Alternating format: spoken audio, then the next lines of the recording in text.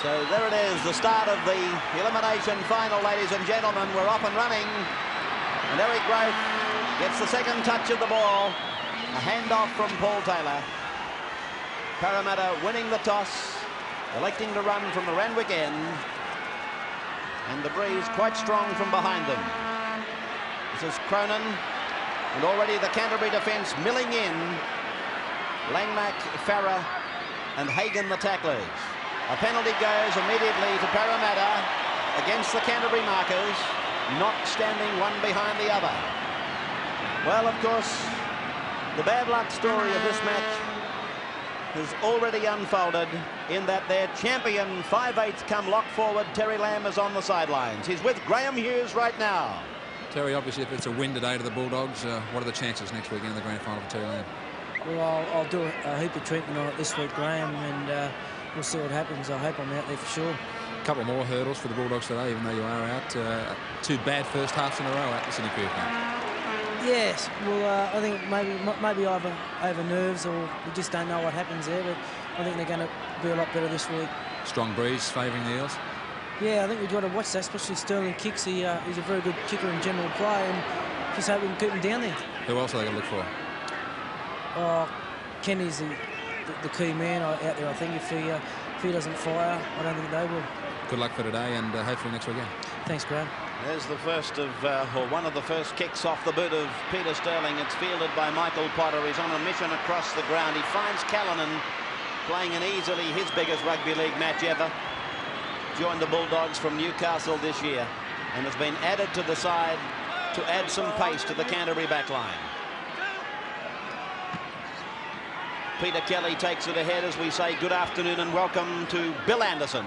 Good afternoon, Ray. No doubt we're going to be treated to a tremendous game here. I'm sure that Canterbury Bankstown have got a slight edge in the forwards, but that's going to be offset by the advantage that Parramatta hold in the back line. I expect those two aspects of play to cancel themselves out, and in the end, the final result will depend upon the team with the best kicking game. Parramatta coming up with some loose ball. Significant to note as Bill Anderson reminds us of the Canterbury power in their forwards, that Ray Price, just before kick-off, called his team together, and he only wanted to prolong the conversation with his forwards as Cronin puts it down. Yes, Price held the forwards together for a lasting chat. This scrum is to pack about 10 metres on the Canterbury side of the halfway, and Mortimer will feed. You can expect them to win it. Canterbury.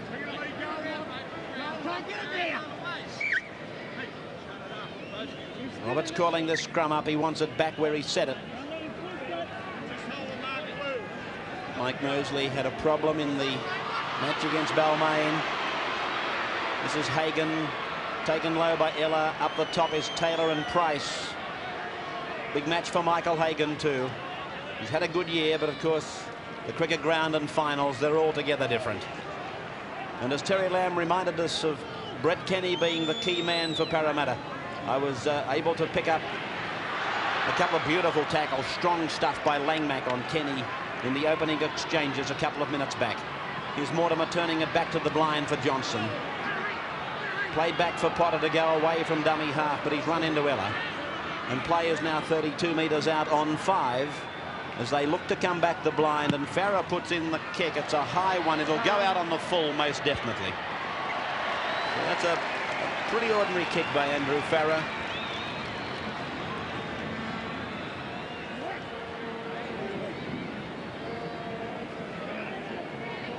Lower grades, Parramatta won the 23s, 23-14, and Canberra, a history-making victory in the final, defeating Parramatta in reserves 18-8, taking the first Raiders side ever into a rugby league grand final.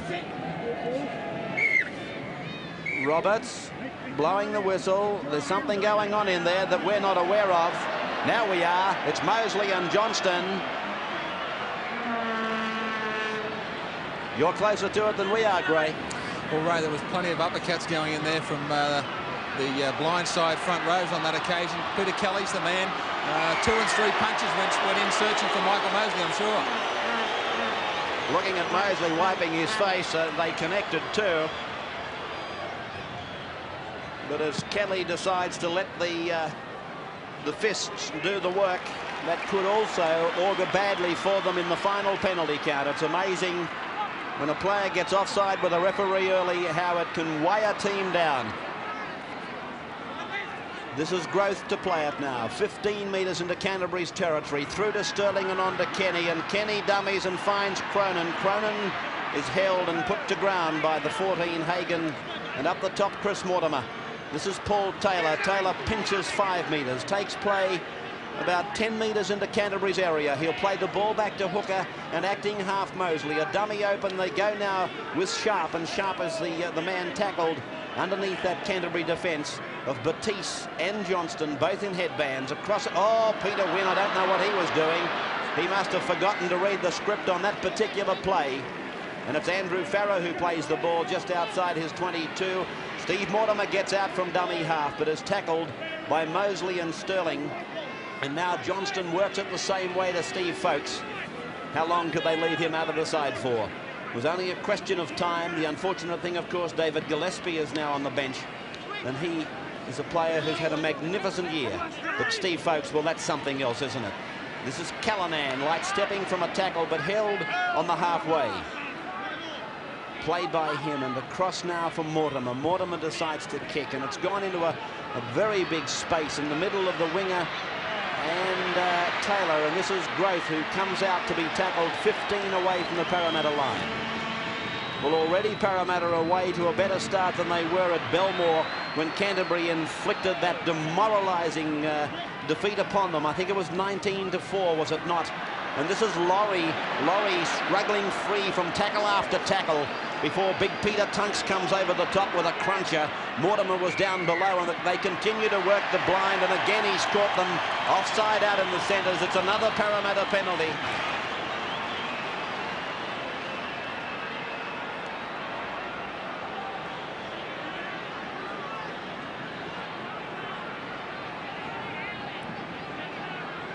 Third penalty of the match, and 3 straight penalties to Parramatta. As Cronin takes the kick for touch, not looking for very much. He finds it about 9 metres down the ground. The tap taken by Mosley. There goes Growth. He lost his footing in a soft patch, and it is distinctly soft, or softer, just on the edge of the cricket pitch area, which has been covered, and it's quite dry. And there's Wynn again dropping the ball. So Wynn has had a terrible start to this final. Johnston, Mortimer, Langmack, Price and Sharp go in. Well, Peter Wynn's confidence must be at rock bottom at the moment. He's touched it twice, and twice he's dropped it. And now it's come back inside for Farah. And the middle was blocked up effectively by Laurie. Price had a share of it, so did Jerd, but Tunks presses onward. Kenny is around the legs, and Hagan sweeps it to Mortimer, and it's gone to Farah, but the defence again comes in, mauling over the top. Taylor underneath, the main instigator of the stoppage on Farah. From Mortimer, a cutout ball across through Folkes and Hagan. It's now with Langmack, and he makes a good run of about 10. Turns it in for Potter, but sold him a dump, and Potter will play it on 5. 33 metres out. Warren Ryan wouldn't be disappointed with the start made by Canterbury Bankstown. They're looking quite good. There's the kick by Stephen Folkes. It's not going to cause a great deal of problem for Peter Sterling. He meets it under the pressure. It's a penalty to Parramatta. They were in front of the kicker. Now Johnston apparently has gone in for a little bit more than just the tackle on Sterling. Let's see it again. Not on that shot, you couldn't see it, but Billy Johnston was spoken to by one of the Parramatta players as if to say, get off him, haven't you had enough? And it's Cronin who takes the line kick. Keep in mind that Parramatta has got a good, strong breeze at their back in the first 40 minutes. They've used up nearly 10 minutes of it. It's still 0-0 as Growth again works his way into the middle off the tap. I'm surprised really that Parramatta haven't kicked the ball more. It's quite obvious that Canterbury are going to be very strong in their defence, and one of the ways you can offset that's to kick the ball and give it to that side so that they use up all their energy in possession. But Parramatta have been quite content to hold the ball for as long as they possibly can and kick it on very late in the tackle count. Now here's Sharp playing the ball, thanking somebody for standing on his hand in the process, and this is Sharp again met by Batiste. He gets it out the back, but this is good defence by Canterbury. They're moving up, and Parramatta are in fact losing ground when in possession, so they've got a kick. Sterling feeds it away to Laurie. Laurie has probably been their most effective forward in attack so far, but as far as giving the ball to the backs is concerned, they've lost ground. Kenny now, David Lydiard. Lydiard's into touch, and that's going to be a Canterbury feed to a scrum 5 metres on the Parramatta side of halfway. Steve Ella's in trouble back there.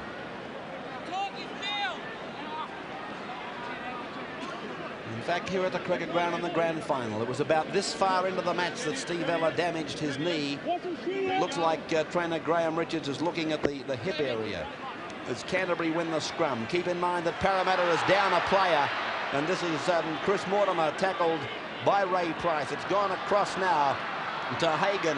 Hagan holding it back. Kenny drives in, and Hagan is tackled midway between 22 and halfway as Ella limps back into a position. Here's Potter. Potter's inside the quarter. This is looking good for Canterbury. Billy Johnston was ankle tapped by Michael Mosley. The Eels are at 6s and 7s. Are they shot to pieces? They're not just yet anyway. They're a metre out from the line as the ball is played. It's gone across quickly to Mortimer. The Eels have come up very quickly. Have they come up too quickly? Mortimer is tackled 2 metres out. That's the first tackle. Peter Tunks. Oh, he got a shepherd, I thought, from Mortimer. He's going to give the try. He's given the try. Well, I said it in the commentary, and I'm going to wait for the head-on. But it looked to me very much like he got a shepherd off the man who played the ball, and I don't think there's any doubt about it. There's no doubt about it whatsoever. He cannoned into the man that had played the ball, Peter Tunks. That stopped any chance whatsoever that Parramatta had of effecting a tackle. Steve Sharp pleaded with the referee, but it wasn't forthcoming. Roberts gave the try. Peter Tunks goes down in the record books as scoring it. But if that wasn't an obstruction to the defence, then I don't know what is.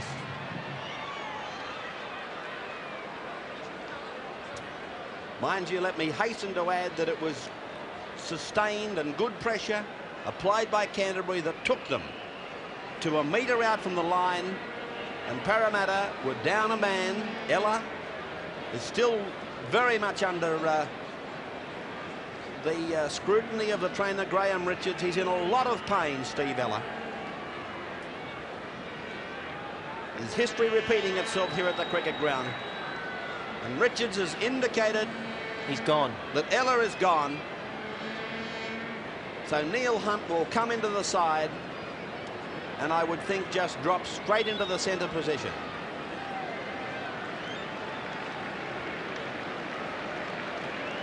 Well, it's a huge blow for Parramatta at this early stage of the match, and I suppose what started out as a game where Parramatta appeared favourites now is back to even money. I think you're being over generous.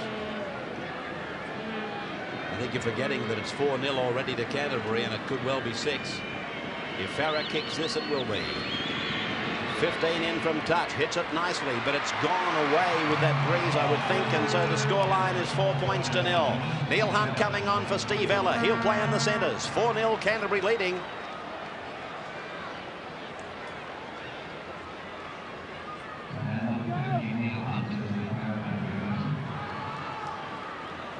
Richie Hunt as he goes across to his position. Yes, he's dropped straight into the centres.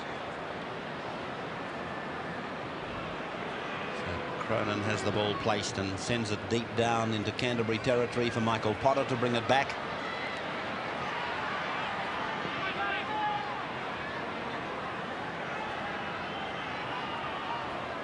Peter Mortimer. And there's Steve Ella, a despondent young man at the moment. Why wouldn't you be? Twice he's taken on Canterbury in crunch matches here at the cricket ground, and twice he's been taken off almost exactly at the same time. I think apart from the effect that it's obviously going to have on Parramatta, there's the converse effect that it's going to have on Canterbury Bankstown. This is just the sort of start that Warren Ryan would have been looking to. He's got a good start on the scoreboard. The Canterbury players now can look up and say that Parramatta have been so severely depleted, just as they have when they lost Terry Lamb during the week, and they'd be playing now with a lot of confidence. Here's Taylor losing the ball. Uncustomary drop of the ball by Taylor. I thought that was definitely a knock-on from Taylor, but Roberts has allowed it to go. It's gone quickly to Kenny, on to Lydiard, and Lydiard is tackled just outside the 22. What's the story on Steve Ella, Graham? Well, without trying to insinuate anything at all, Ray, he said he did cop a boot in the back.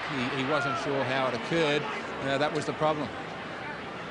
So it's Mosley across through Taylor to Sterling, and a cutout ball to Cronin, and on Cronin to Price. We've already had one change in the Parramatta team, and I just saw the Peter Tunks run to the sideline and had words with the Canterbury trainer, and it may well be we're going to have another change in the Canterbury team in the near future. Here's Peter Wynn playing the ball. That's the first time he's held the ball cleanly all day. Here's Sterling now kicking, sending it down to Michael Potter, and Potter will come away from his 22. He's outside the 32, going across the ground. But there in cover is Brett Kenny, and held by David Lydiard and put down eventually by Paul Taylor. Callanan is the man with the ball. He got away from Taylor, but Kenny makes the tackle with Mosley. What's the story on Tunks, Graham? Well, the message to the sideline was that he's copped a knee or a boot also, this time on the hip bone. He's having trouble stretching out. The message has already been sent to the dressing room for David Gillespie. Here's Folks now with the ball on the halfway line. Played back to Billy Johnston, across to Steve Mortimer, now to Brian Batiste, and Batiste is tackled around the legs by Mosley. Win over the top with Jerd. And Canterbury gaining no ground whatsoever in that particular passage. Now they come the same way, and Farah drops it on, and it's gone out again on the full off the boot of Andrew Farah. Here comes Gillespie out for Canterbury.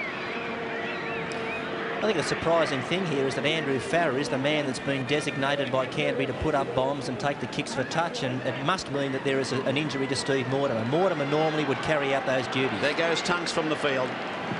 Number 15, David Gillespie, is the Canterbury replacement for Peter Tunks.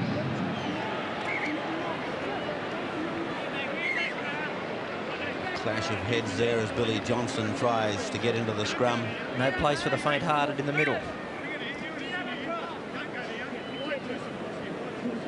Roberts calling them in ground. Fed by Sterling and won by, well, no, he wants it in again, same tunnel. I know John Money was concerned about Peter Sterling's feeding of the scrums against Balmain. And there it is again. Won by Canterbury against the feed. A big hit by Kenny on Potter. That might have stung Potter a little bit too. Here's Peter Mortimer. You were just starting to say, Ray, that was a problem that Parramatta had last week, where Mosley lost 3 scrums against the head, and they won't be able to afford to do that today. And I was about to also tell you that it wasn't so much Mosley they were concerned about, but the feed of the scrum by Sterling. This is Mortimer. Price, Laurie and Wynn making the tackle. No marker, but he still played it backwards, Mortimer. That surprises me. Johnston kicks ahead. He was knocked over late, but the referee said, I saw it and play on. Here's David Lydiard. Let's have another look at Billy Johnson as he kicks the ball. And, well, Roberts has maintained that I saw it, play on, there was nothing in it. Peter Wynn appeared as well. He certainly got a hand to him and then went soft on it. I think we can read into the fact that Mortimer didn't run when he had the opportunity. He could have played the ball forward, and also that he's not kicking the ball very much in general play, to the fact that he is carrying quite a severe groin injury. Here's Sterling putting the kick up. It's going straight to Potter. Well positioned young Michael Potter as he comes back to the halfway. He beats 1, he beats 2. Kenny is left to make the tackle. 10 metres into Parramatta's territory. Through Steve Mortimer. It's gone to Michael Hagan. Off the left foot. He's away from the tackle by Laurie. Gets the ball away. Callanan knocks on. And it's going to be a scrum about 32 metres out from the Parramatta line.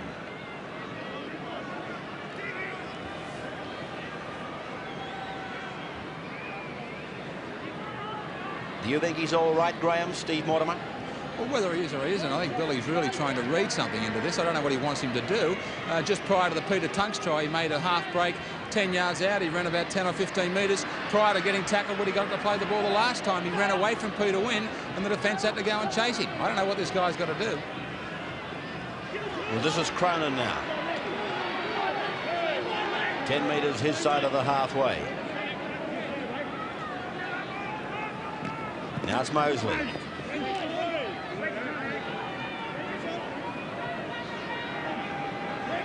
Sterling, dummy to Growth, and he tries to step back inside. Finds Sharp. Now they spread it. Laurie can't catch it cleanly.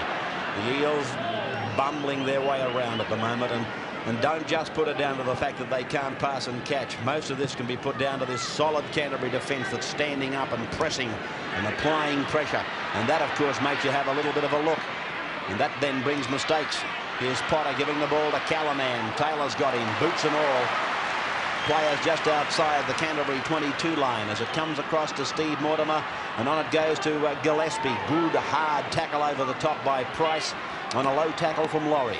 Play hasn't advanced very far up the ground as Brian Batiste takes it to the 32, and Ray Price again makes the tackle. You reckon he hasn't made some in the opening minutes? Across through Mortimer, over through Hagan. It's gone out to Chris Mortimer, and Taylor is around the legs, and Lydiard up the top. Michael Potter is tackled, gets the ball back to Chris Mortimer. He was tackled by an offside player, Paul Taylor. Steve Mortimer off the knees, gets it to Billy Johnston. Brett Kenny goes in and makes a crunching tackle. 5 tackles gone now against Canterbury as Steve Mortimer comes into the kicking role. He puts the kick in. Sterling is looking at it. He's going to have to take it back, Sterling. He's on his own 10-metre line. They'll give him plenty when they get him. And Sterling has tackled 5 metres inside the 22. Good thinking by him. He submitted as he was 1 on about 5. Here's Lydiard away from 1, but going across the field, and that's an easy way for a defence man to get you. Out now to Taylor and on to Cronin. Cronin comes down the ground towards the 22. He's tackled there by Brian Batiste. Over the top was Gillespie. And now it's Neil Hunt out from dummy half, gaining about 5 metres. Back it goes to Mosley, who only just has the ball. Parramatta trying to do little things like squeezing passes out in a position on the field that really isn't designed for it. Here's Stephen Sharp now with the ball, and Sharp is tackled on 5, and so they've battered their way for 5 tackles, and I'll tell you exactly how far they've gone. They've gone 18 metres up the ground before they kick on the final tackle. Sterling's kick is going down towards the Canterbury 22 line, where it's Callanan who'll be asked to take it back. The Parramatta defence has got him well and truly ringed as he gets a wide ball out to Peter Mortimer. He slices into an opening, and look at Peter Mortimer go up to the halfway. Now he's held near the halfway line, but it was a very big opening that presented itself for Peter Mortimer. Paul Langmack dummies and goes him 12. He dummies twice. So shades of Brett Kenny really from Paul Langmack as he uses Michael Hagan to take it down to the quarterway line. Now it's played on the second. It's gone across through Billy Johnston, Steve Mortimer, and now it's with Stephen Folkes. And Folkes is tackled by Stan Jurd. Over the top was Peter Wynn. Away goes Johnston again. Sterling has got him with Mosley. Players on the Parramatta 22. It's all been Canterbury Bankstown. 17 minutes of the first half remaining as Kelly is tackled on 5, and they're about 15 metres out from the line. The bomb will probably come here, and there no, he's gone for drop goal. It came off a Parramatta player. Neil Hunt has to clean it up, and he'll play it 8 metres out from his own line. From dummy half runs Taylor. Taylor stands, pops it back from Mosley. Mosley is tackled by Folkes. 4-0 in favour of Canterbury, a try to Peter Tunks. Since replaced by David Gillespie, as Peter Wynn is now tackled. Canterbury's defence, it's mean, it's enthusiastic. It's coming up very, very quickly, forcing error and certainly punishing Parramatta. This is Steve Sharp now on the 22 line. Ball played back to Mosley. Spun to Sterling. Sterling gets the kick in earlier this time. It looks like it might find touch. It's getting down, but no, it's straightened up, and it's Potter who's going to take it back. He comes to Growth and tries to beat Growth, but Growth puts him down. Just on the Canterbury side of the halfway. Across it goes to Hagan. Hagan looks to go, looks to pass, but then goes back into the forward area. Well, of course, Tunks has already been replaced by Gillespie, but still Canterbury Bankstown have got an absolute wealth of talent sitting up there. Look at them. Guerin is there. Gould is sitting up the back. There's heaps of talent. Heaps of talent there on that Canterbury bench. So it's played by Langmack to Johnston. To the blind side for Kelly. And Kelly is tackled by Laurie over the top. Sharp was involved in the tackle. Johnston dummies to the blind, works it open side. Farrah's kick is high. This will put some pressure on Sterling, but he goes up and takes it and weathers the storm. Beautiful take by Sterling. Have a look at it again on the NEC replay. This little man, the Parramatta number 7, in doubt until this morning. And here's Taylor, his look-alike, working it out to about 9 metres from the halfway. It's a handy break for Canterbury to lead 4-0, running into a stiff breeze. As this ball goes loose and Mark Laurie is there to pick it up for Parramatta. And they try to batter their way up the middle, Parramatta. Played ahead by Mark Laurie. As I said earlier, he's been outstanding in attack from the Parramatta forwards. Certainly playing much more strongly than some of his illustrious teammates in that department. Lost by Mosley. Is Mark Laurie one of the Laurie brothers? Well, the brothers Laurie, plenty of them. I lost count. Was it 7 or something? His brother Rocky, I know, is here to watch him play today. And of course, another one of the boys played in the Cronulla under-23s. It was Richard. A lot of Laurie boys have come from Warhope, and they've all made the top grade. Kelly getting some attention.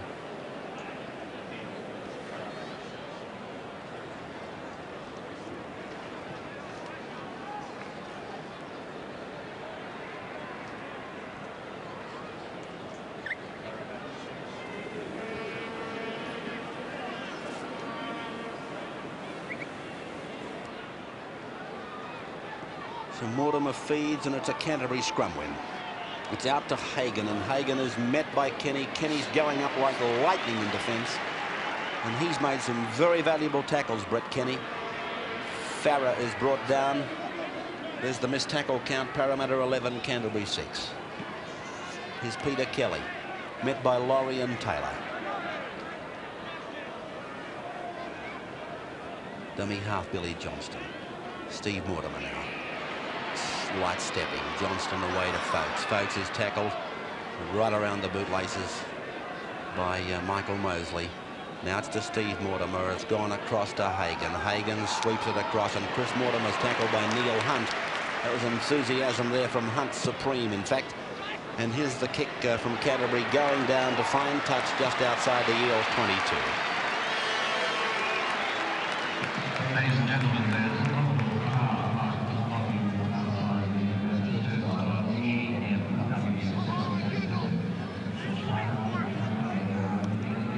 13.5 minutes of the first half to go.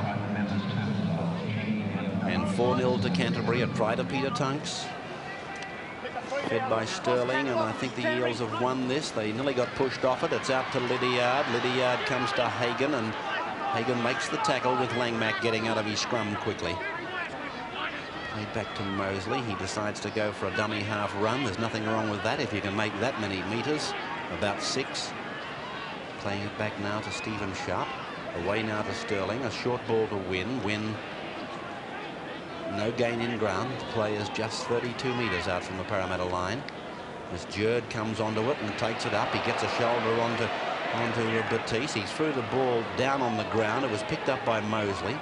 And Mosley now plays the ball on the 4th tackle. Back to Taylor. They continue to work the blind. Win. Cronin. Cronin bumps off one. Hands it back to Hunt. Hunt gets it out the back. It's picked up by Ray Price. Price stands and gets it back to Taylor. Taylor to Sterling. Sterling is tackled. Gets the pass away to Taylor. Taylor tries to beat them, but look at this Canterbury defence. It's all over the ground. They're really forcing the issue. Here's a penalty to Parramatta now. Now he's called over Stephen Folks to tell... well, he's got him for a high tackle that he must have spotted in the run. He's waited to now to talk to him about it. In the meantime, he's given Parramatta a penalty for this infringement by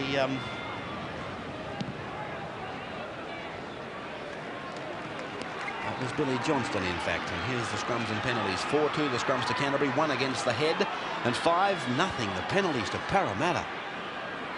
Away it goes to Kenny. Kenny away to Sharp, and Sharp is met there by this driving Canterbury defence. It must be pleasing the Canterbury camp to see them driving in the way they are. The further the game goes, the more confidence Canterbury appear to be playing with, and if Parramatta are going to get back into the match, they'll need to score before half-time. Neil Hunt to play it now. 10 metres into Canterbury's area. Lydiard, the run around on Laurie, but everywhere they go, there's a blue and white jumper there to knock them over or turn them back inside. Here's Jerd going up and being tackled. That's the fourth tackle gone. They're 35 metres out from the line as Sterling works it open side, and it's gone away to Price. Price gives a forward pass, I thought. Yes, he's called it a forward pass, and he's going to put a scrum down. You'll see it quite clearly here on the NEC replay. And the scrum is to pack middle, well, almost in the middle of the ground, between the 22 and halfway on the Canterbury end. Fed by Mortimer and won by Billy Johnston. It's gone back to Potter. Potter gets it away to Hagan. Hagan cut down by Taylor. This is Farah. Again, a beautiful bootlace tackle by Taylor. Now it's Steve Mortimer away to Hagan. Hagan to Potter. And Potter is tackled by Kenny. 15 metres on the Canterbury side of the halfway. Here's Brian Batiste. And Batiste is tackled about 6 or 7 metres his side of halfway.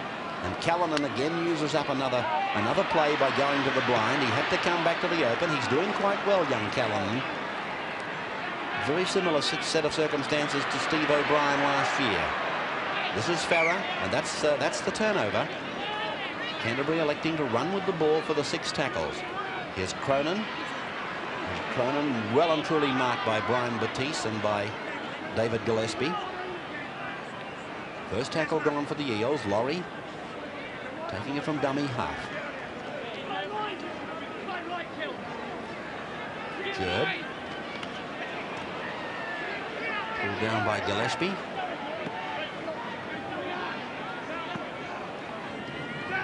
Sterling, Cronin, Lydiard. Oh, good tackle by Callanan. Very good tackle by the youngster. Sterling. His kick going across the ground, and it's a long run back there for Michael Potter, back to his own goal line. Sterling puts everybody on side and makes the tackle. Good performance by Peter Sterling. This is Callanan beating Lydiard. Wynn makes the tackle with Mosley. Potter.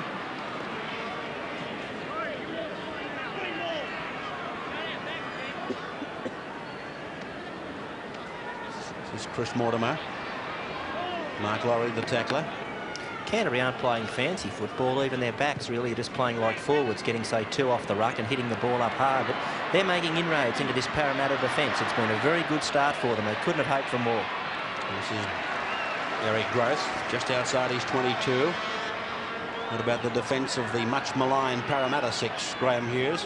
Well, I'm just trying to read that into what Billy was saying about the Canterbury attack. If you notice that every time a Canterbury player gets up to play the ball, there's more or less a queue of guys waiting there to run it from dummy half. They're all showing a lot of confidence with this Parramatta defence. They know that every time they've taken off out of there, they're gaining 5 and 10 yards all the time.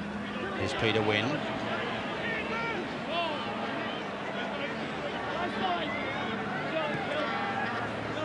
That's Sterling. Sterling's kick going over towards the 22 line and the touch line, but Potter will take it back. Laurie and Price, the tacklers.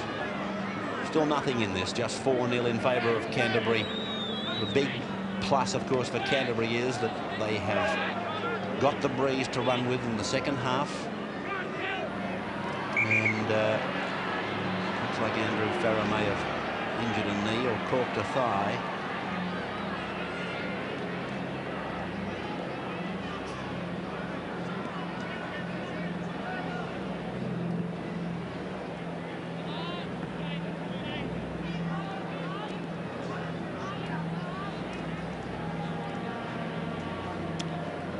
Farah receives attention.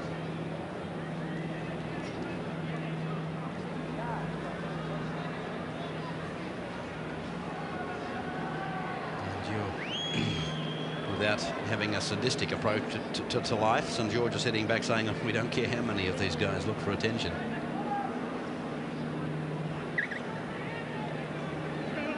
Billy Johnson, a big dummy away from the dummy half area, and then a run of about 15 metres.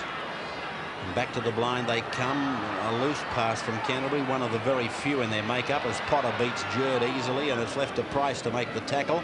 Played by Potter. Steve Mortimer. It came off the ref. He'll have to put a scrum down.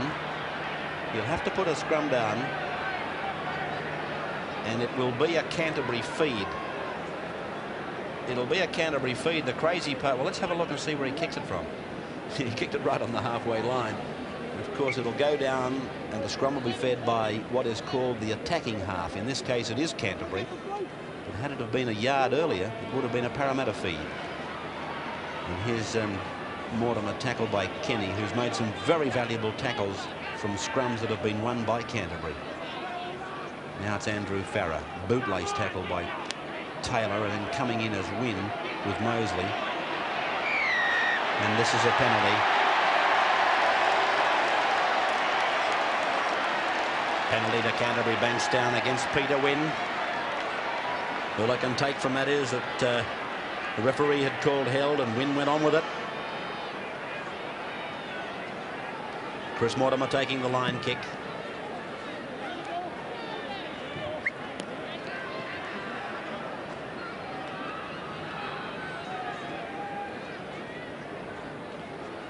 First penalty of the match. Farrer.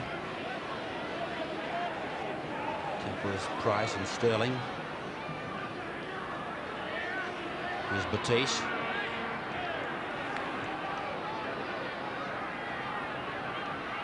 Kelly. Langmack.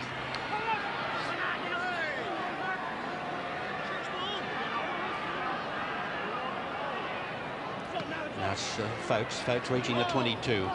Canterbury building up some momentum off this set of 6 following the penalty. And there's a knock on by Hagan. And the scrum will go down just inside the Parramatta 32 line.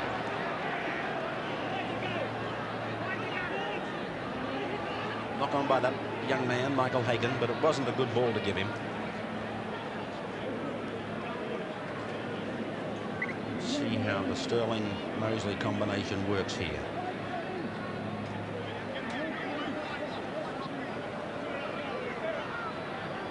Robert's having a lot of trouble with these scrums. Parramatta winning it. Kenny goes to the blind. Potter and Steve Mortimer together with Peter Mortimer meet him. Quite a healthy reception committee there for Brett Kenny. Away goes Growth. Strong run by Growth of about 5 metres. Now it's with Sterling and Wynn. Away to Sharp. 10 metres on the Parramatta side of the halfway.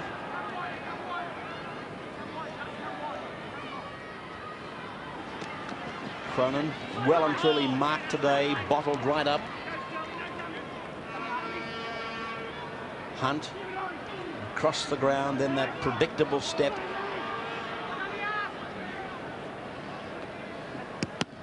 Taylor's kick coming off at Canterbury rump, fielded by Cronin. And he's going to order that as the turnover. It hasn't been flash football at all from Canterbury, but they're doing all the little things very well. And there's a drop ball by them, but I don't think that Parramatta virtually haven't been out of their own half, and there are only 3 minutes to go in this first half of the match. Here's Price, tackled by Folks. No marker. And Folks comes into it, he'll be penalised. Good work by Stephen Folks. Might sound crazy, but it was to stay out of it. He was only going to give a penalty. That's disciplined football. There was no reason to make a penalty out of a simple play. This is Peter Wynn. The Parramatta fans start to roar their encouragement. Something will have to start working for them shortly as Jerd is tackled on 5. They may even push the football here. Now it's gone to Sterling. He puts up the kick. Callinan's across to cover. It's a deep in goal. It's going to go dead. We're just. It was very cool, calm and collected football from young Callanan. Playing in a match like this, and he showed the patience of Job.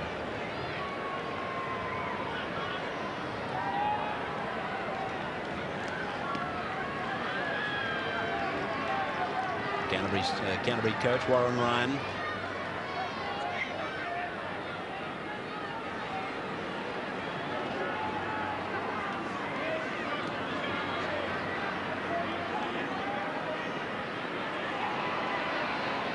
Played by Farrer. Steve Mortimer, now Kelly. Warren Ryan. Kelly is one player that Ryan really idolises him. He makes no secret of the fact that he's his type of player. Brian Batiste, good work by Batiste. Langmack, this young colt, making a big run down to the 32, down to the 22. It took a Taylor special to cut him down. But Canterbury are boiling up to another try, are they? As Steve Mortimer is tackled by Taylor. 5 tackles gone. Can Parramatta hold out as they come to the half-time break? Michael Hagan gets inside Taylor. He looked like a tired fullback. Callanan is tackled by Price. That's the turnover. The third in the match. And Parramatta again find themselves in familiar territory. Inside their own territory, inside their own 22. Cronin's been totally bottled up, the man with the ball. Kenny has been sweated upon. It's been a thoroughly enthusiastic and totally committed performance by Canterbury. And it's not that Parramatta has played badly. I believe very much the other is the right way of putting it. Win to Mosley, to Sterling, a torpedo ball out to Hunt.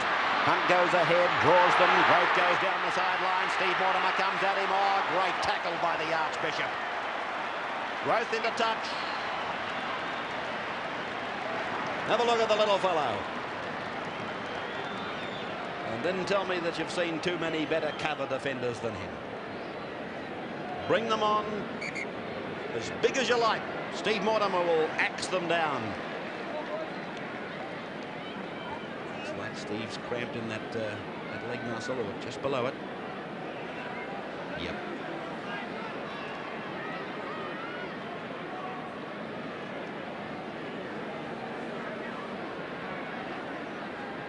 Graham, give me a comment on this breeze. Originally it looked like it was gusting strongly, but then it seems to just filter away to nothing. Well, I can't really see it having much bearing on the second half, Ray. It's at the start of the match it was a lot stronger than what it is now, and quite simply at the present time it's really just died. Well, that's the way it looked from here, and we can only measure, of course, from the flags on top of the uprights. As we find the scrum won by Canterbury, it's been recalled. Just 1 second to the siren. And there is the siren. He's decided not to pack the scrum. And at half-time in the elimination final of the Winfield Cup Premiership, Canterbury leading Parramatta 4 points to 0. Ella is off for Parramatta. Tunks is off for Canterbury. Here's Graham Hughes. Well, Ray, an enormous first-half defensive performance by Canterbury. In recent weeks, we've seen them start very badly in this important session. Parramatta, of course, over the last fortnight have been involved in big scoring games. And the question remains in this second half, can the likes of Brett Kenny and Peter Sterling bust what has been a great defensive line of Canterbury? At this stage, it's the Bulldogs forwards looking like they might set up a victory. And welcome back to the Sydney Cricket Ground for the second half of the action between Canterbury and Parramatta. A beautiful day in Sydney. The crowd down on last weekend, but still probably around 30,000. There's the Canterbury tackle count, 120 in all, and gee, it's been an outstanding part of the day's proceedings, the Canterbury defence. The two hookers leading the tackle counts, both with 17, and there's the Parramatta count there. But I'm totally convinced it's been the defence of Canterbury that's played the major part in that scoreline of 4-0. It's filtered away to almost nothing. Bill, what do you suppose, firstly, John Money would have said to the Parramatta team? Well, Parramatta have got to try to come up with some alternatives to counter the Canterbury Bankstown defence, because that's what's keeping the Bulldogs in the game, and I would think he'd be looking to get his back line a little deeper and execute a varied kicking game to try to break the Canterbury Bankstown defence up. And Warren Ryan? He'd be more than happy with the way things are going. Control the ball for 6 tackles and tackle for 6.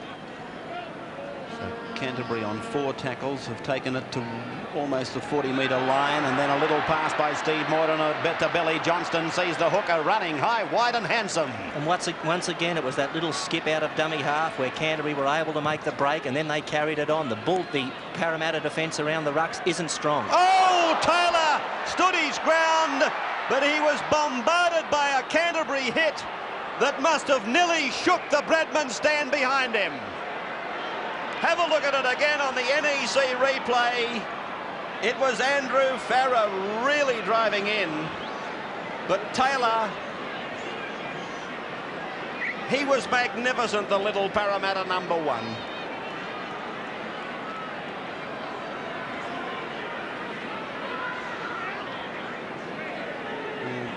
Teams across Australia have their number 1 supporters, and I doubt that there's any better supporter of the Bulldogs than this man, Tony Roach. Tony, a great start by the side. Gee, they're playing great, aren't they?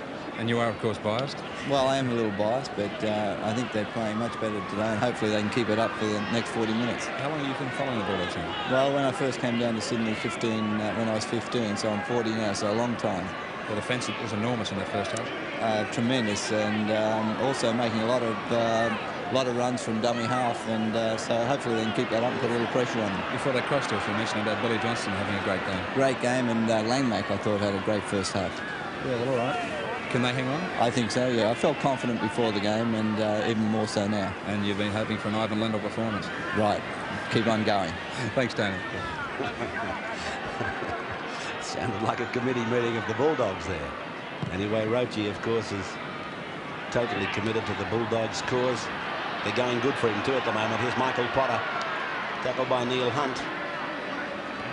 Continues to want to batter themselves by trying to ruck it out for 5, and then kicking. This Canterbury defence is not letting them go far enough on 5. They're aggravating that situation. If you are going to try to ruck the ball out, you've got to hit the ball up hard, take it up with authority, get over the advantage line and drive it forward. That's not happening. Parramatta, as they try to ruck the ball out, are losing ground in possession. And the wrong blokes are taking it out from dummy half too, Bill. We've got big slow men trying to take it out. When they're well organised, you'll find the Kennys and the faster men coming in. Taylor, Sterling's taking it away. The wingers. Here's Mortimer now, setting it up, probing for the opening. That's all right. That's play on. This is Peter Mortimer. Inside for Hagan. Back across the ground. It'll bounce again for Parramatta. Well, Price has got it. I'm trying to work out why Jerd didn't pick it up. Mosley's got the ball now. Might have been an optical illusion, but I could have sworn Jerd could have picked that ball up. Here's Kenny now. He's looking for some open pasture, but it's not coming. Well, they're the situations in previous weeks where Parramatta have been able to spread the ball and get it quickly out to the flanks. But we can see there that Kenny got the ball 2 passes out, and what he had to do was head back in field because his outside supports were shut out by the umbrella Canterbury Bankstown defence moving up quickly. Well, Parramatta's just doing stupid things here. They're absolutely bumbling their way around out there. People getting involved that obviously shouldn't be involved, or people calling the play and not knowing what play is supposed to be on. It's when you need someone to walk in the middle of the ruck and call my ball and then take it up and then get someone else to do exactly the same thing and get you going forward. But at the moment, Parramatta can't find someone who will take the ball for them forward and take it forward aggressively. And as you said, you've got to go forward before you do anything else. And this man playing the ball is Michael Hagan. Played back to Steve Mortimer. Across now to Michael Potter.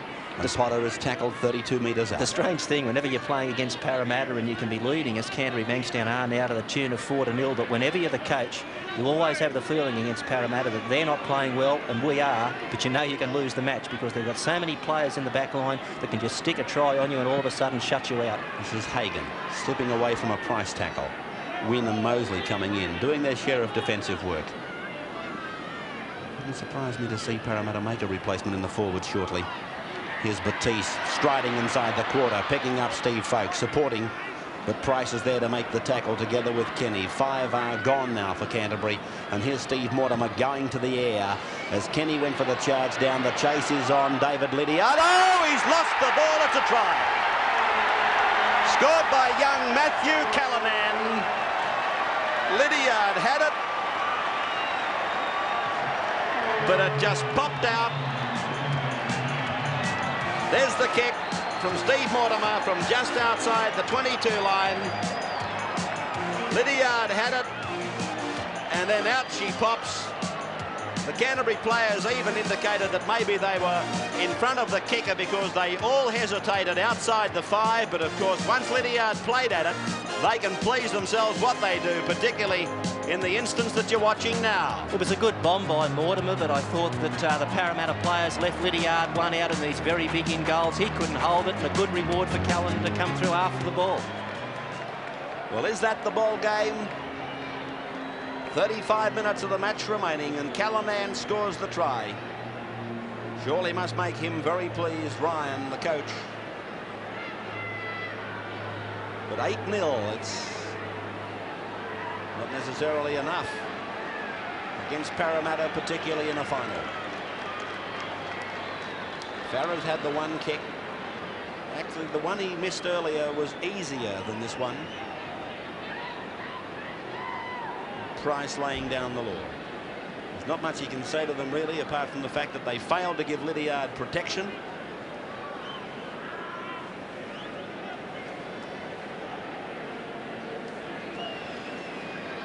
That's exactly his angle. Andrew Farah hits it. It looks good. It's a beautiful kick from Farah. That makes the scoreline so much more impressive. 10-0 to Canterbury.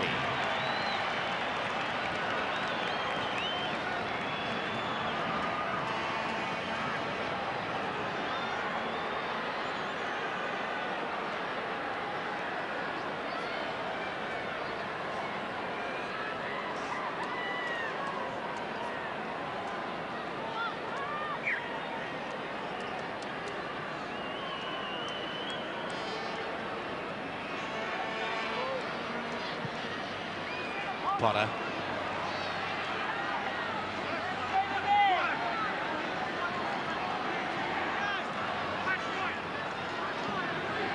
Peter Mortimer across the ground.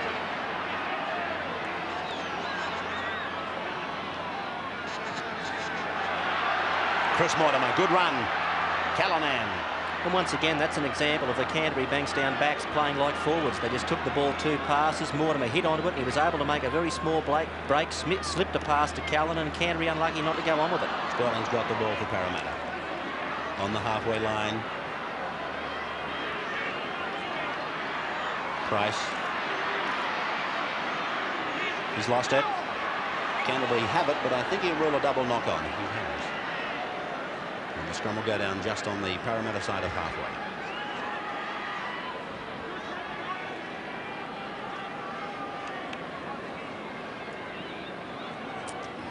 There are the St George Dragons waiting for next weekend, enjoying every moment of today. There's been nothing out there really, I suppose, to worry them. Canterbury's defence, of course, very strong, but I do know for a fact St George were much more confident. There's the official attendance, but St George were much more confident of playing Canterbury than they were of playing Parramatta. Johnston again winning the scrum, and Steve Mortimer tackled by Price and Taylor. Hagan, and here's that one pass off the ruck, and we get a centre standing deep and hitting it up. Now it's Potter. Cronin and Price making the tackle. Steve Mortimer. Zipping away. Inside 22. David Gillespie. He'll score. Gillespie scores for the Bulldogs. The defending premiers now can get in the queue for the grand final. Their 3rd try.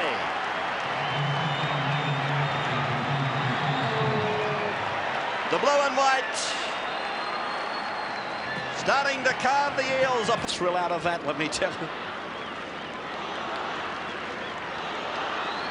Parramatta, worried looks on the faces of most of their senior players.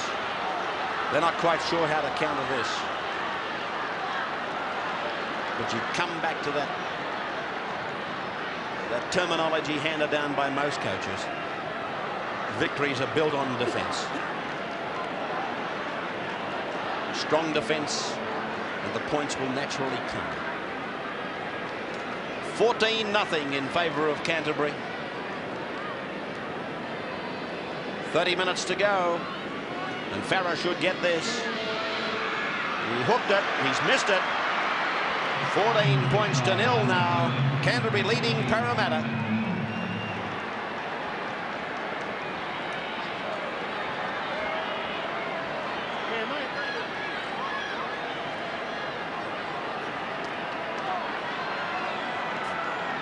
Cronin prepares to restart as his cousin Peter Ford comes to the sidelines.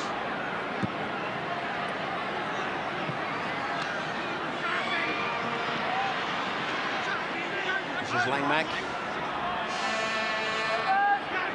I'm wondering which Parramatta forward will come off. I think it could well be Stan Jerd.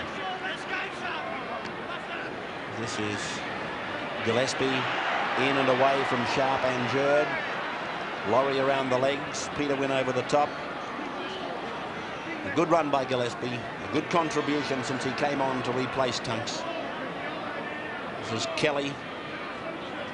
That's the halfway line you see. Now Batiste. Laurie around the legs again. 5 gone for Canterbury. But in 5 tackles, they've gone 50 metres. And there's a charge down by Peter Sterling. He picks it up. He's chased and caught by Potter, but the little fellow, typical of his never say die attitude, knows that if the Eels are to come back, they have to score and convert quickly to lift the flagging hopes of his teammates. As the ball is about to be played by Ray Price. Back to Sharp, across to Sterling, now to Mosley. Mosley tackled by Steve Folkes. 3 tackles gone. Taylor's the dummy half. Sterling, Brett Kenny, inside, and Cronin can't find it. It's been picked up by Sterling. That's a knock-on, he says. Peter Sterling hasn't had a bad game for Parramatta. He's been more than solid, but in that chase, he looked also as if he's still being troubled by the injury which he suffered during the week. Stan Jerd coming from the field. Peter Ford has gone on.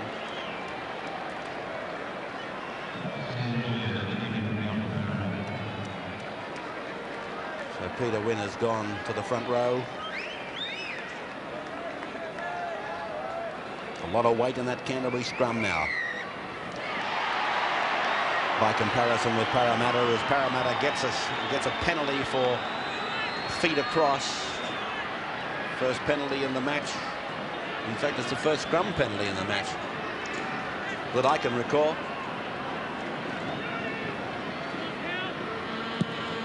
About to say it's the first penalty against the hookers for feed across, but in fact I think it's the first for incorrect feed or feed across. It is.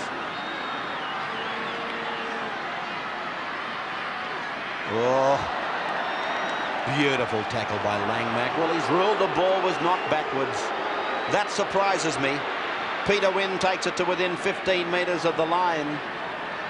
Ball played back to Taylor. Away to Kenny, now to Cronin. Short ball for Neil Hunt. And Hunt has tackled 8 metres out from the line. Played back to Mosley. Across to Sterling. Sterling is tackled. He fell over, in fact, before being dived upon by Andrew Farrer. Now it's Taylor at ruck half. This man is forward, and Parramatta have used up 5 tackles. They're 10 metres out as Mosley finds Sterling. Sterling goes for the air. Good bomb. And beautifully taken by this young man, Callanan. Well, there it is, the take by Matthew Callanan. He's already scored a try. He's done absolutely nothing wrong. And here's a loose ball from Canterbury. Callanan again is there, equal to the task. They're on their own line. Langmack tackle. That's 4 tackles going for Canterbury. And Langmack clutching at a thigh muscle. I'm sure he'll be okay.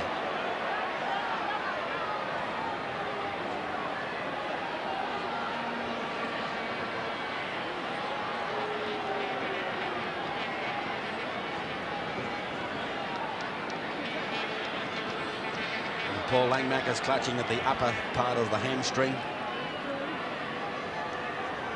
But if he's pulled that muscle, there's no way he can continue.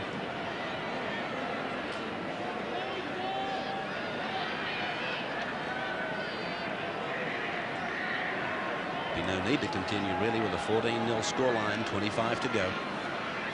With the depth they have on the bench. I hope he hasn't pulled it, because it's a nasty one.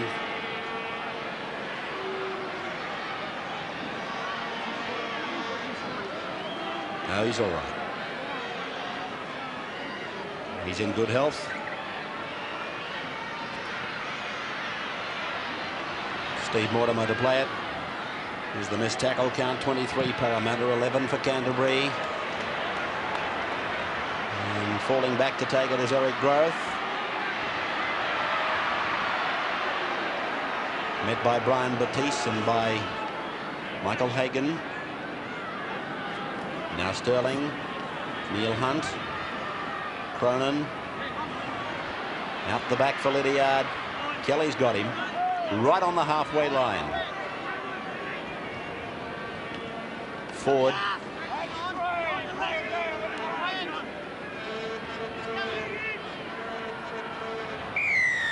Penalty to Canterbury. He's ruled against Ford for handling the ball in the play the ball. He's ruled that Peter Mortimer was in fact a marker.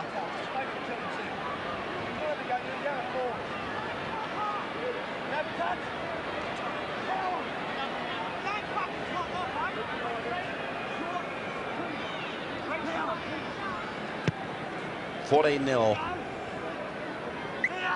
Canterbury with 3 tries. And a break made by Brian Batiste. Mortimer pursued. Now it's with Gillespie. All of the critics would have... Gillespie! Gillespie! Still going! Still a chance! Oh! Callanan puts it down.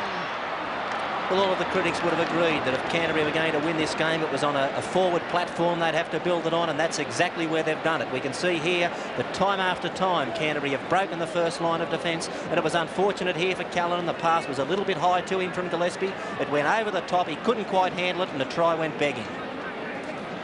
That was good work by this replacement for Canterbury, David Gillespie. Lost his place in the side to Steve Folkes. And since he's come on, not only has he scored a try, he's made some punishing tackles and some devastating runs. And this is a penalty to Parramatta against Canterbury for screwing the scrum.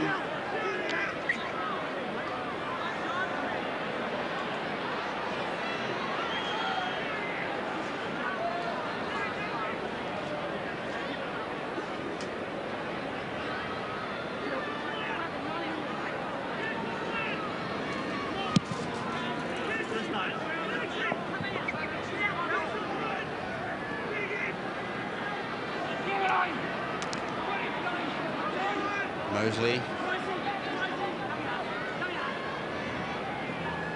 Now it's Ford.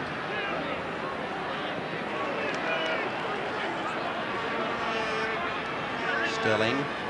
Kenny. Laurie. 10 metres on his own side of the halfway. There's tactics in the scrum, Graham, from Canterbury, as far as you're concerned, are quite predictable. Well, I think that's a penalty that Kevin Roberts might have even picked them up on a lot earlier in the match. And that's probably why that, of course, we've seen the scrums go against the feed from Michael Mosley. What Canterbury are doing is the lock forward is screwing the scrum towards the open side where the backs are standing. And what that does, of course, is open the scrum where Sterling is feeding the ball for his side, and it closes out his own hooker. Sterling with the ball now.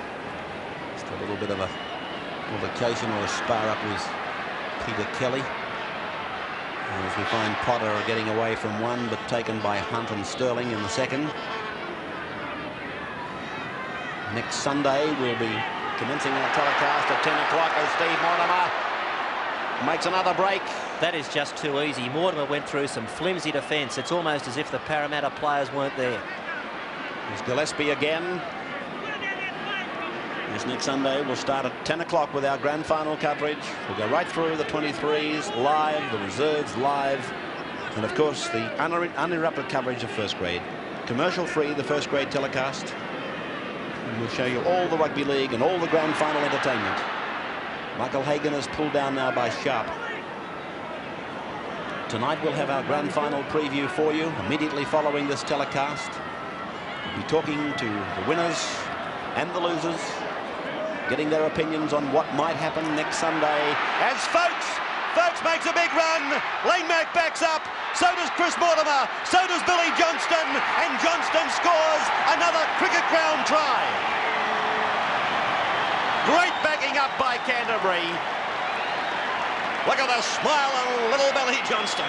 He loves to score tries anywhere, but he seems to make a specialty of scoring them at the SCG. And what a fight he's put up this year. There were those that didn't think he should be in the side in front of Mark Bugden. But he's come to the fore and he's held down the position under great pressure. Langmack, Chris Mortimer, Steve Folkes and Billy Johnston, they were the men who combined to score this Canterbury try. It was great play by Canterbury. Peter Wynn was the marker, but Folkes just skipped out of that area. He went through a tackle. He found Paul Langmack inside. I suppose the ball should have been stopped there, but Langmack got his hands free, put it back to Chris Mortimer. He was able to pop up a pass to Billy Johnson, who'd done well to back up and score between the uprights. Well, the Bulldogs giving the Eels a complete hammering. Leading 4-0 at the break. They now have stretched that to 18-0 with the try by Johnston. And still a kick from right in front to come for Andrew Farah.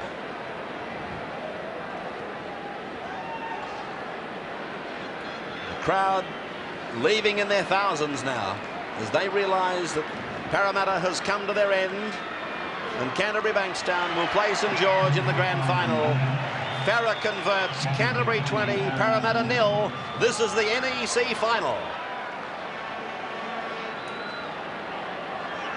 So next Sunday, just reminding you, a 10 o'clock start to our telecast, going right through the day. The under-23s, David Fordham will commentate on that match. Wayne Pearce will join him. The reserves, Billy J. Smith, will broadcast that for you. And he'll have the services of Wayne, Bill and Graham with him. And I'll be joining you for first grade at around 3 o'clock. But as I said, all the entertainment of grand final day, plus the complete coverage of the 3 grades, starting at 10 o'clock next Sunday. And right up in front of that at the end of this telecast, our grand final preview, mainly centering around the teams that have played today and how they see next weekend.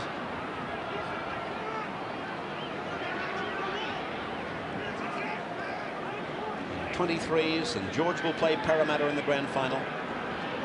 In reserve, St George will play Canberra, their first ever grand final, the Raiders. I wonder, will that be the start? The start of a great chain of good things happening for the Raiders. This is Brett Kenny now. This is Neil Hunt. Ooh. Diving tackle again from David Gillespie. Cross now for Sterling, and a charge down by Folkes, picked up by Ford to Price to Lydiard. Lydiard again, young Callanan equal to the task. Mosley, this is Peter Wynn, spearing it out to Sterling. Across now for Laurie. Laurie trying to hammer his way into an opening. Knocked down by Mortimer. Eric Groth's got the ball, and that's 6 more tackles for Parramatta. I didn't see him nullify the tackle count, Roberts. Well, Canterbury Bankstown have had their problems over the last few weeks, but Warren Ryan's going to have problems of a different kind this week. He's going to have problems of selection because Gillespie's had a great game since he came on. Couldn't be left out of the side. So this will be a penalty to Parramatta. He's ruled that Peter Sterling was knocked over late by Peter Kelly. On the replay, I think you'll see that Sterling is more or less foxed for this penalty. Kelly saw him coming, turned a gentle shoulder to him, and Sterling obligingly ran into it. Mr. Alan Doherty, would you please go to the police officer? 20 points to 0. Canterbury with 4 tries. No need to say any more. They've been by far and away the better side.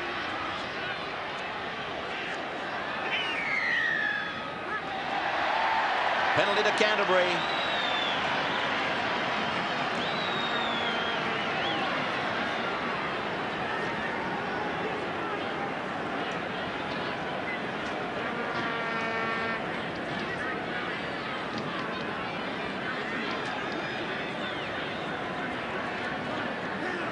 Saturday night, of course. Don't forget the documentary that Graham and Alan have been putting together called March to September. That's to screen next Saturday on Grand Final Eve between 5 and 6 on Channel 10 in Sydney.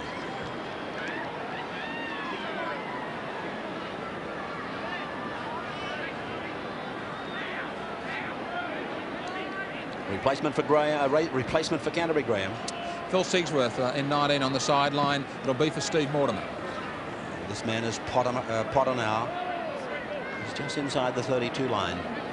Still 14.5 minutes of time remaining. With Potter playing it. And the defending premiers kicking down the ground, sending Taylor back with Growth.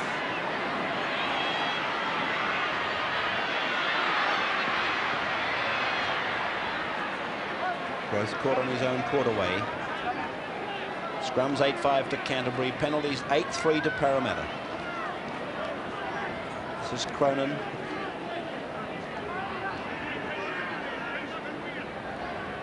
Now Sterling.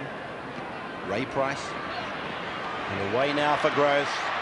Down the sideline, inside for Lydiard. That's a forward pass inside. Meant for Neil Hunt. Advantage applies. Langmack pushes it back through Hagan to Chris Mortimer. Over the halfway to Callanan. Callanan down to the 32, tackled by Brett Kenny. Batiste.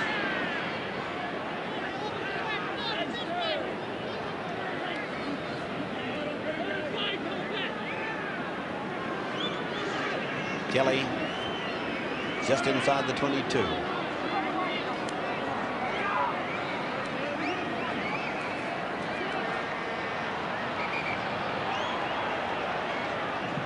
Kelly is clutching at the hip or hamstring area.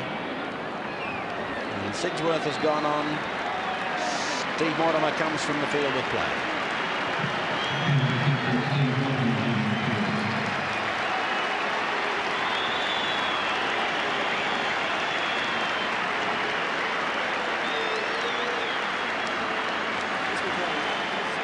Graham Hughes is down there. He's going to talk to Steve Mortimer now. Stevie, enormous performance by the side. Great side, great performance here, Graham. Very proud of him. Big effort from the forwards especially. Great effort, mate. I love them all, mate. Great stuff. No injury problems? No, mate. No, slight groin tear. That's all. It'll be right. Well done.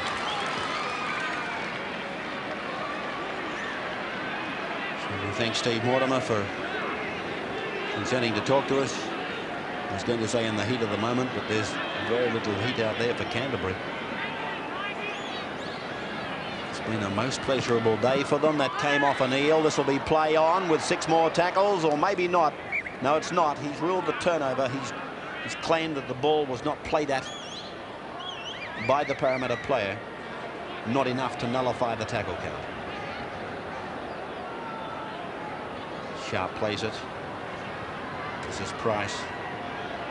They've certainly done some tough work there today. The Eels inside their own 22 against a defensive cordon that, well, I'm not sure, but I don't think I've seen it broken cleanly in the entire match. It's been an absolute brick wall. Well, here's a break down the sideline by Lydiard. He's gone back into the middle of the pitch. Here comes the cover. This is going to hurt. Lydiard tackled by Sigsworth in the 19, Potter in the 1. Here's Sterling. Sterling's inside the quarter, still going, this little fellow. He's tried his stomach out today in vain as Wynn flick passes back on the inside, and Canterbury have got the ball. Parramatta are probably due for a consolation try, but I think the best gauge of how good the Canterbury Bankstown defence has been is the fact that the Parramatta backs just have not got the ball out to their flanks once in a flowing backline movement. Well, looking at the performance of Folkes and Gillespie today, I'm wondering will Warren Ryan persevere? Couldn't leave Gillespie out of the side. I was just going to say, I wonder will he persevere with this idea of putting Tunks on for 20 or 30 minutes and depriving, say, a Gillespie.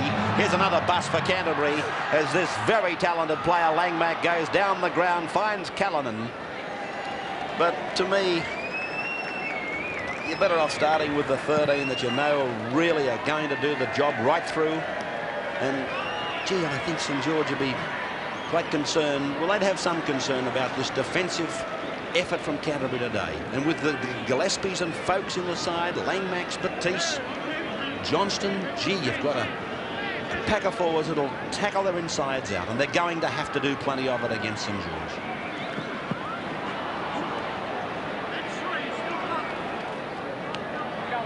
Well, they're my thoughts. I'd be starting with them, but of course they'll probably start with Peter Tunks and replace him after 20-25 minutes. I doubt it. This is Sharp. Well, of course they did it in the grand final last year before they brought out Daryl Broman, wasn't it?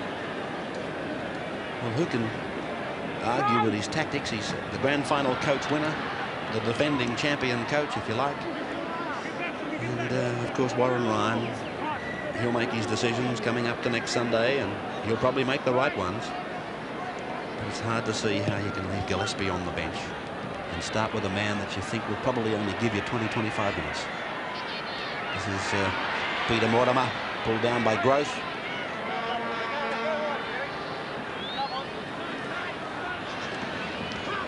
Greg Mullane stretching on the sidelines. This is Kelly. Strong performance by him.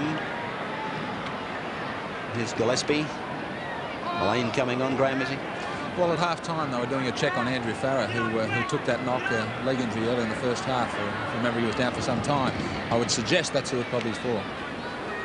This is Batiste. Like to have 6 like him, wouldn't you? Batiste. Chris Mortimer's kick. Right down the ground from Chris.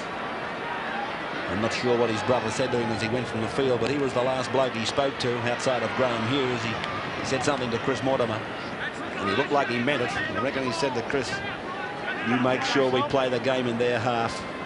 Just remember who you're playing. Don't give them anything that looks like an even break." Here's Ford. Parramatta getting a replacement out. Yes, Graham. Ron Quinn on the sideline for Brett Kenny. Is that Broman down there near the gate? Yes, Broman as well. I just wonder, I can't see any injury concern, although, of course, Peter Kelly went down only about 5 or 10 minutes ago. That might be for Kelly. Here's Grove getting a favourable bounce, but the referee had already ruled the ball was passed forward. 8 1/4 minutes of time remaining. There's Brett Kenny coming from the field. Ron Quinn goes out as Canterbury send Daryl Broman to the sidelines. And Broman takes the field in 26. Kevin.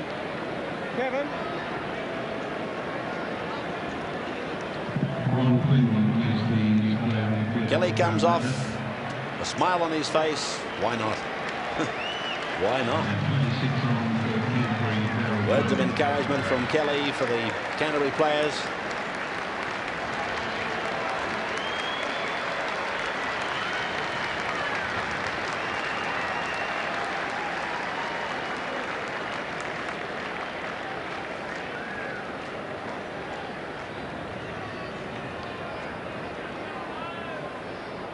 Daryl Broman, in 26. Could well go down in the record books as the best reserve forward ever to have played the game on a consistent basis. Well, these aren't normally the situations you see Daryl come into a game. He's a creator of play rather than someone to wrap a game up for you. But Warren Ryan obviously is giving him the opportunity to prove that he is worthy of an opportunity or a chance next week at some stage. Farrer, Chris Mortimer, Matthew Callanan. Here comes Ray Price. Callanan beats Price. Capping a brilliant game, this young man, Matthew Callanan.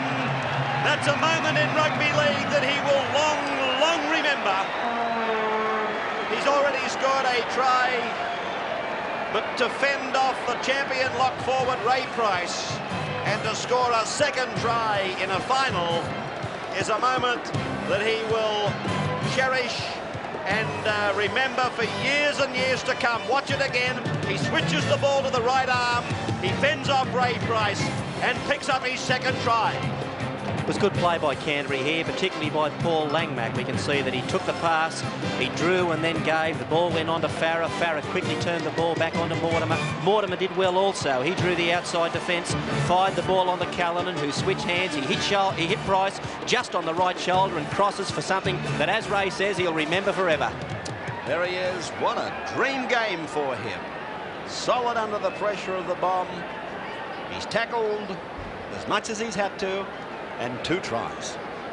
And Ray Price looking down saying, what happened there? Farah from the sideline. Mark Bugden, the man who actually tore the heart out of the Eel last year with that runaway try in the second half, replaces Billy Johnston.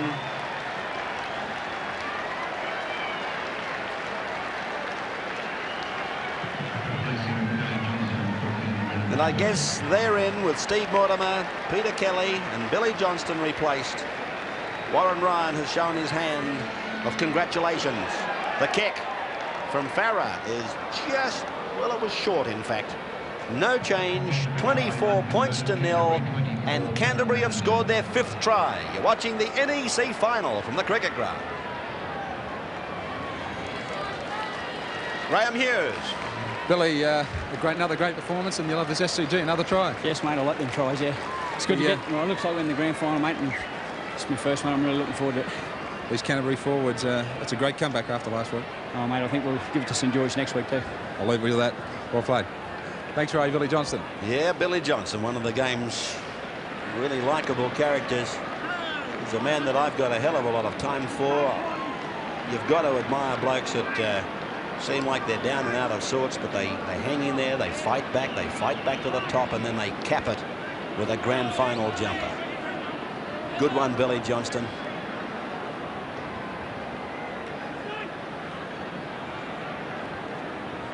This is Hagan. Well, on today's showing, it would seem pretty obvious that the right 2 sides are playing next Sunday. Broman into Hagan, into Potter. Potter tackled, the ball lost, picked up by Sterling. Back slam by Chris Mortimer. Neil Hunt. Just a reminder, we'll have our grand final preview. In fact, we'll extend very much our telecast tonight. Bill will be carrying out his man of the match duties in the dressing rooms, and we'll follow that with grand final paraphernalia through until 8:30. And for Sydney viewers, big movie coming up for you with Sylvester Stallone and First Blood. Old Rambo himself. In fact, I think First Blood might have been drawn right out here. It's only a replay tonight.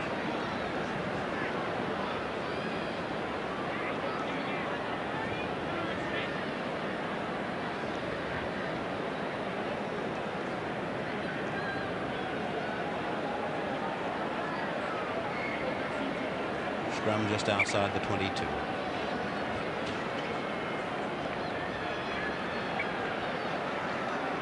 Hagan is now feeding the scrums. Sigsworth at 5/8. And here's a penalty to Parramatta. Scrum penalties coming quite frequently in the second half.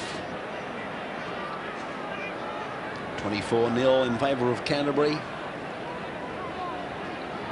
And let me repeat once more of our grand final coverage. Certainly a sincere invitation to join us from 10 o'clock in the morning. We'll go right through, cover everything that moves. If we have to stay here till midnight, we'll be here. The cameras at the Sheraton Wentworth, at the St George Leagues Club, where a couple of big grand final breakfasts have been organised. 23's grand final live. Your commentator David Fordham with Wayne Pearce. The reserves with Billy J. Smith, joined by Wayne Pearce, Bill Anderson, Graham Hughes. Graham McNeice will be joining us to cover the entertainment on the ground. You won't miss a beat of next Sunday's big grand final for the Winfield Cup. This is Mark Laurie to play it right on the halfway line. This is Peter Sterling now getting inside Broman, puts the kick in, charged down by Batiste, taken by Wynn. 6 more tackles. Price, long ball, and Ford has put it down. Chris Mortimer's got it. They'll play it as quickly as possible and get on with it. Now it's Bugden. Bugden gets it out the back, picked up by Broman. Broman stretches the play to Gillespie. Gillespie wrestling with Quinn, gets the ball back, and it's Parramatta's ball, but it's been knocked on.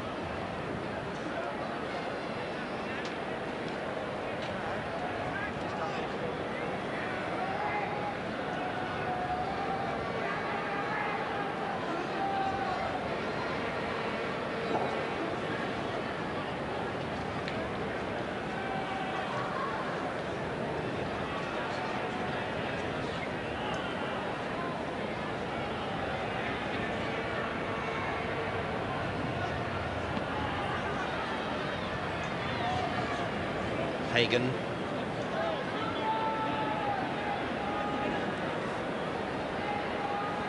Sigsworth. Sterling going back quickly, trying to prevent try number 6. Callanan is there to tackle him and put him down in goal. It'll be a line dropout.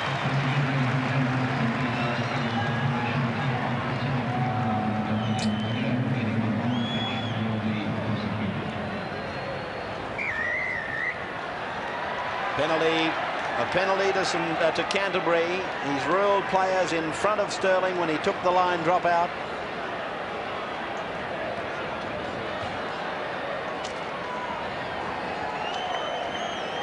Well, Sterling did everything right then, except he played as an individual. He knew that he could kick the ball 10 metres and get it back, but what he forgot was that some of his players were still streaming back onside. Consequently, they had to be penalised. Seconds ticking away. You can hear the crowd counting them down.